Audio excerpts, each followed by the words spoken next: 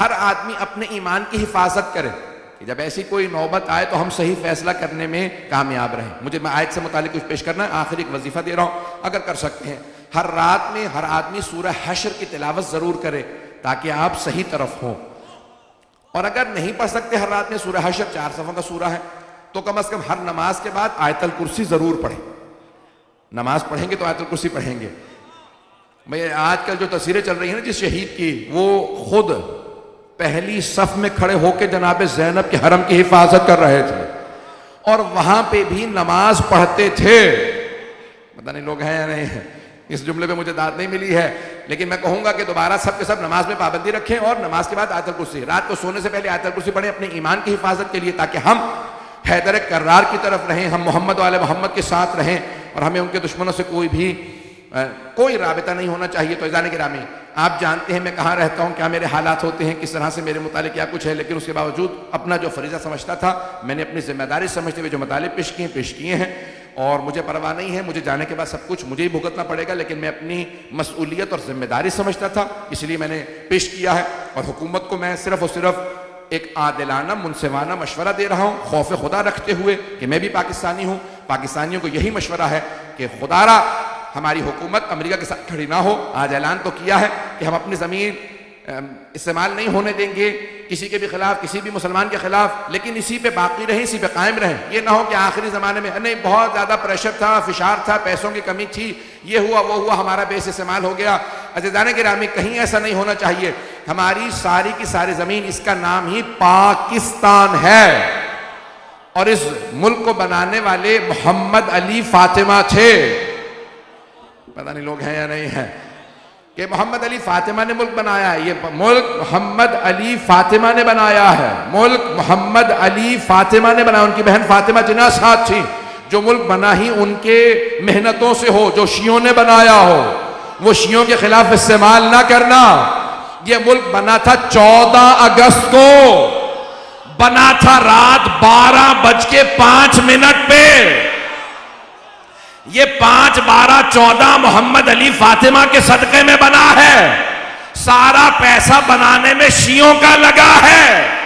اسی لیے ہم نے ملک بنایا تھا، ہم بچانے کے لیے آج بھی حاضر ہیں، لیکن کبھی بھی ہم ظالموں کی خدمت میں اپنے سر نہیں دیں گے. ہم ہمیشہ ظالموں کے خلاف کھڑے ہوں گے. عزیزان گرامی، اس لیے میرا یہ پیغام ہے. بہت سے افراد شاید گھبرا جائیں، لیکن یہ میں اس لیے نہیں کہہ رہا ہوں کہ میں ڈرانا چاہتا ہوں، کیونکہ میں دیکھ رہا ہوں کہ حالات کیا بن رہے ہیں. ان تمام بگڑتے حالات کے اندر ہماری جو ذمہ داریاں، میں جانتا ہوں کہ میں آج جلدی بیٹھ گیا ہوں. کل میں دوبارہ درخواست کر رہا ہوں، اسی طرح سے میں جلدی ممبر پہ کوشش کروں گا کہ آ جاؤں. کل مجھے خود پورا مقدمہ فدق پیش کرنا ہے، تو آج افراد اگر تاخیر سے بھی آئے ہوں گے تو کل سن لیجئے گا. میں تفصیل سے کل فدق کو پیش کروں گا اور بہت احترام کے ساتھ، لیکن پورا کا پورا مقدمہ فدق پیش کرنے والا ہوں کل. تو تمام برادران سر وقت پہنچیں جو آج تاخیر سے بھی آئے ہیں، تاکہ میں پیش کر سکوں، مکمل بحث کر سکوں. میں نے آج خود کہا تھا کہ جلدی ممبر مل جائے تاکہ میں آرام سے پڑھ سکوں.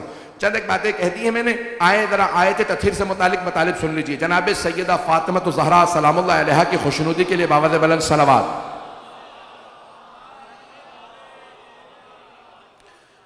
اب جہاں جہاں جگہ ملتی جائے گی، اگر آگے ہے، میں نے تو کہا تھا دریا آپ پیچھے تک لے گئے تھے، لیکن پھر بھی بہت سے لوگ کھڑے ہیں اور مجھے بتایا گیا کہ خواتین میں بھی جگہ نہیں ہے، لیکن جہاں جہاں جگہ مل جائے.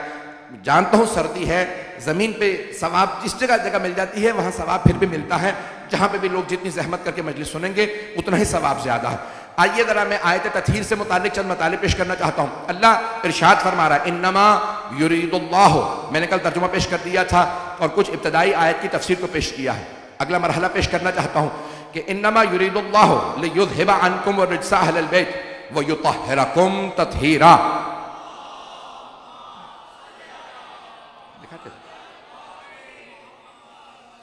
اللہ نے ارشاد فرمایا کہ اے اہل بیت، اللہ کا تو بس یہ ارادہ ہے کہ آپ سے رجس کو دور رکھے اور آپ کو ایسا پاک و پاکیزہ رکھے جیسا کہ پاک و پاکیزہ رکھنے کا حق ہے.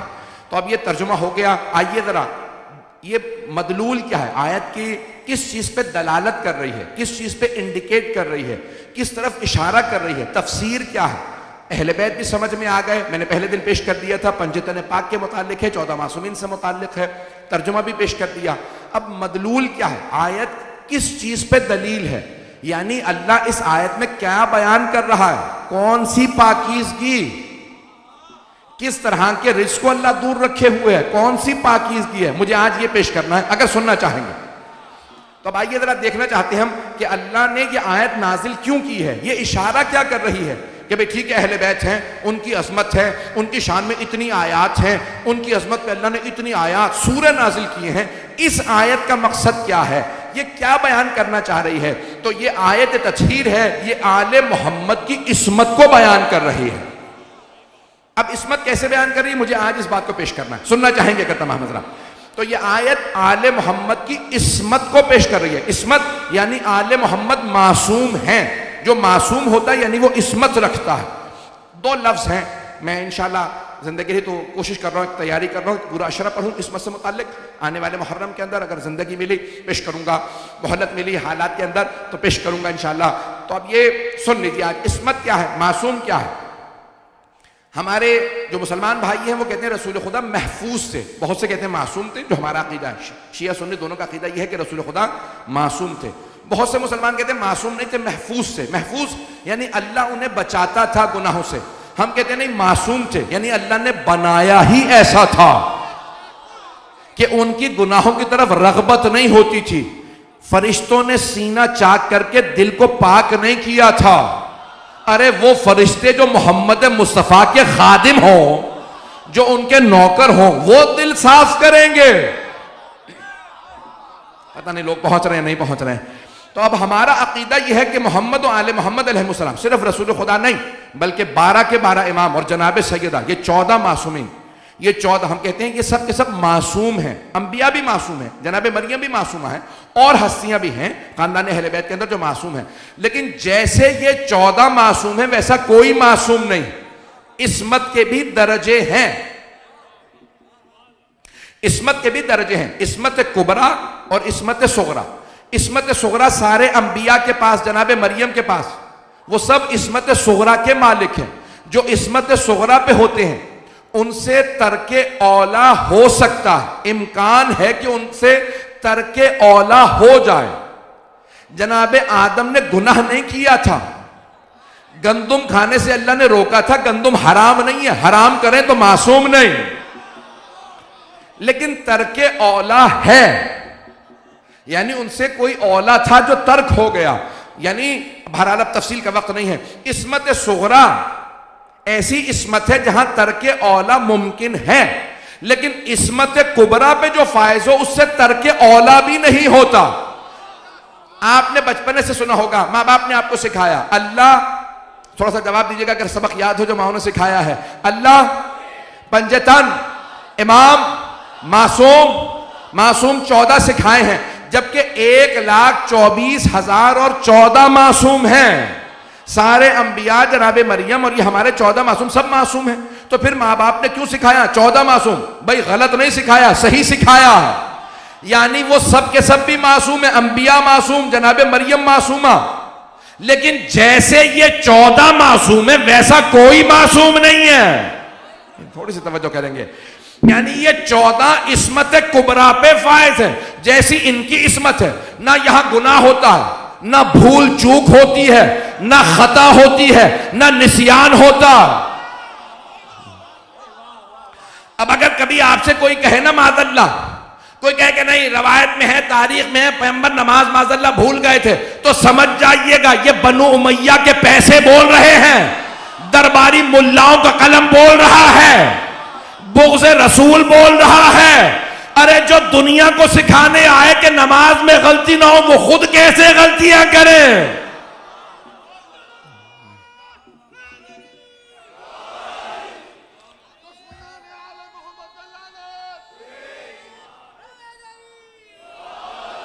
اگر کہیں میں روایت مکمل کر دوں نہیں تو آگے بڑھ جاؤں، میں روایت مکمل کر دیتا ہوں۔ عزیزان گرامی، اب یہاں خود ہماری کتاب کے اندر روایت اس طرح سے جو ہماری روایت ہے وہ میں پیش کر رہا ہوں کہ اصول کافی میں ہے، سرور کائنات نماز مکمل کرنے کے بعد ایک مرتبہ پیچھے مڑے، صحابہ سے ایک مرتبہ مخاطب ہو کے کہا مجھ سے پہلے رکوع میں سجدے میں مت جایا کرو۔ کچھ لوگ ہیں کچھ نہیں ہیں۔ ختمی مرتبت نے پیچھے مڑ کے نماز مکمل کرنے کے بعد ایک مرتبہ کہا مجھ سے پہلے کوئی نہ رکوع میں جائے نہ سجدے میں جائے. تو ایک صحابی نے ہمت کر کے کہا یا رسول اللہ جب آپ نماز پڑھا رہے ہوتے ہیں تو آپ کا رخ قبلے کی طرف ہوتا ہے, آپ کا رخ قبلے کی طرف ہوتا ہے, ہماری طرف آپ کی پشت ہوتی ہے, یہ آپ کو پتہ کیسے چلتا ہے؟ جب رخ قبلے کی طرف ہے تو پیچھے والوں کا پتہ کیسے چلتا ہے کہ کوئی رکوع میں پہلے چلا گیا, کوئی سجدے میں پہلے چلا گیا؟ تو آپ نے فرمایا جیسے میں سامنے سے دیکھتا ہوں ویسے ہی پشت سے بھی دیکھتا ہوں. اب نہ کہنا محمد ہم جیسے. بات پہنچ رہی ہے؟ تو عزیزان گرامی ہم ان 14 کو عصمت کبریٰ پہ مانتے ہیں, جناب سیدہ بھی ان میں ہے. دلیل کیا ہے؟ یہ آیت تطہیر دلیل ہے کہ یہ 14 عصمت کبریٰ پہ فائز ہیں. بھائی سارے مجمع کی توجہ رہے, عصمت کبریٰ کیوں؟ اللہ نے کہا میں ہر طرح کا رزق دور رکھوں گا اور آپ کو ایسا پاک رکھوں گا. یطہرکم تطہیرا. سارے مسلمانوں نے ایک آیت پیش کی ہے کہ کہتے ہیں جناب مریم معصومہ تھیں اور کوئی ان سے گناہ سرزد نہیں ہوا, وہ پاک دامنہ تھی, بیٹا اللہ نے بھیجا تھا. سارے مسلمان کہتے ہیں دلیل کیا ہے؟ کہ قرآن کی آیت. غور سے سنیے گا کہ اللہ نے قرآن میں آیت بھیجی ہے ان اللہ اصطفاک وطہرک واصطفاک علی نساء العالمین. اے مریم اللہ نے آپ کو چن لیا ہے, یعنی عیسیٰ کی ولادت کے لیے, اور آپ کو پاک رکھا ہے. لوگ پہنچے یا نہیں پہنچے؟ کچھ لوگ تو پہنچ گئے ہیں. لفظ اللہ غور سے سنیں گے, لفظ جو اللہ نے استعمال کیا جس پہ سارے مسلمان متفق ہیں, جو قرآن کو ماننے والا وہ سب کہتے ہیں کہ جناب مریم معصومہ ہے, محفوظہ نہیں, معصومہ. سارے مسلمان کہتے ہیں کہ جناب مریم سلام اللہ علیہ معصومہ ہے. دلیل کیا ہے؟ کہ قرآن میں آیا ان اللہ اصطفاک وطہرک, اللہ نے آپ کو پاک رکھا. کہ جسے اللہ کہہ دے کہ آپ پاک ہیں, پاک ہے کس چیز سے؟ کہ عقیدے میں بھی پاک ہے, عمل میں بھی پاک ہے, کردار میں پاک ہے, عبادت میں پاک ہے, اخلاق میں پاک ہے, نظروں میں پاک ہے, ہر طرح سے پاک ہے. عبادت بھی بطول ہے, منبر کے احترام میں بیان نہیں کر سکتا. بھائی بہت سے مخصوص ایام ہوتے ہیں خواتین پہ عبادت حرام ہوتی ہے. اللہ نے کہا مریم ہے بطول. بطول اسے کہتے ہیں جس کا ولادت سے شہادت تک ایک لحظہ عبادت سے خالی نہ ہو, وہ ہے بطول. جناب مریم صرف بطول, فاطمہ بطول عذرا, مریم کبریٰ.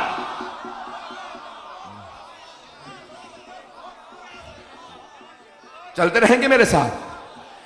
تو عزیزان کے سارے من میں کی توجہ رہے گی. اب سارے مسلمانوں نے لکھا جناب مریم معصومہ ہے. دلیل کیا؟ کہ یہی آیت ان اللہ اصطفاک وطہرک, اللہ نے آپ کو پاک رکھا, یعنی ہر طرح سے پاک رکھا, ہر طرح سے پاک رکھا ہے, ہر طرح سے. اب اگر جناب مریم کو زخم لگا, یہودیوں نے تازیانہ مارا, خون بہا, کہا نہیں یہ خون پاک ہے. نہیں یہ مجمع میرے ساتھ. کہ مریم یہ جو ضربت لگی ہے نا, یہ آپ کا خون بھی بیت المقدس سے باہر جانے کی ضرورت نہیں, یہ خون پاک ہے. کیوں؟ اللہ نے کہہ دیا ان اللہ اصطفاک وطہرک, اللہ نے آپ کو چنا ہے, آپ کو پاک بنایا ہے. جناب مریم کے لیے صرف ایک لفظ آیا, جب اللہ نے ان کی عصمت کو بیان کیا تو بس ایک لفظ آیا, ایک لفظ ان اللہ اصطفاک وطہرک. اے مریم اللہ نے چن لیا اور آپ کو پاک رکھا. اب آئیے جب جناب سیدہ کی باری آئی, وہاں لگتا تھا الفاظ ہی نہیں ہے عصمت بیان کرنے کے لیے, ایک لفظ آیا. لیکن جب سیدہ کی باری آئی تو لگتا ہے کہ اللہ الفاظ کے ہار پرو رہا ہے, سمندر بہ رہے ہیں کیونکہ سیدہ کی باری ہے. اب اللہ کہتا ہے انما, میں نے کل پیش کیا تھا تاکید کے لیے آتا انما, اللہ نے وہاں کہا ان اللہ اصطفاک وطہرک, یہاں کہا انما, پھر کہا یرید اللہ, بے شک اللہ کا ارادہ ہے لِیُذْهِبَ عَنْکُمُ الرِّجْسَ, رجس کو بھی دور رکھے. وہاں نہیں کہا تھا, یعنی یہودی اگر آگے بڑھیں ضربت لگائیں تو اللہ نے کہا نہیں میں نے دور نہیں رکھا, اے فاطمہ میں نے دور رکھا ہے. جو ایمان نہیں رکھتا ہوگا. اب اگر کوئی ضربت ہے، جملہ کہہ رہا ہوں، مجھے معاف کر دیجئے گا سارے مسلمانوں سے معذرت کے ساتھ. اب اگر سیدہ کسی دربار میں جائیں، کسی دربار میں جائیں اور جانے والے کے سلام کا جواب نہ دیں، سلام کرنا مستحب ہے، سنت ہے، جواب دینا واجب ہے. ان مسلمانوں کے علماء کے سروں پہ قرآن رکھ کے پوچھو، یا تو کہو کہ سیدہ مسئلہ نہیں جانتی تھی کہ سلام کا جواب دینا واجب ہے، یا پھر سیدہ سلام کرنے والے کو مسلمان نہیں مانتی.